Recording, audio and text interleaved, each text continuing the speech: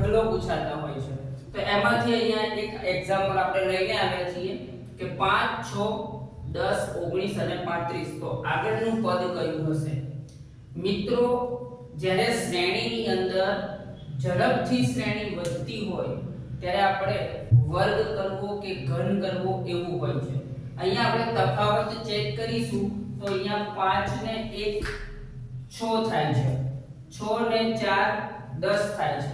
તો આના ઉપરથી મને એક પેટર્ન એવી સમજાય છે કે આ 1 નો વર્ગ 1 છે, અહીંયા 2 નો વર્ગ 4 છે, અહીંયા હું જોઉં તો 3 નો વર્ગ 9 થાય એટલે અહીંયા 10 ને 9 19 છે। અહીંયા જોઈએ તો કે ભાઈ 4 નો વર્ગ કરીએ એટલે 16 થાય તો 19 ને 16 35 થાય। તો હવે આગળ 5 નો વર્ગ ઉમેરવો પડશે તો 5 નો વર્ગ તમે આમાં 25 ઉમેરશો તો 35 અને 25 એટલે 60 થશે।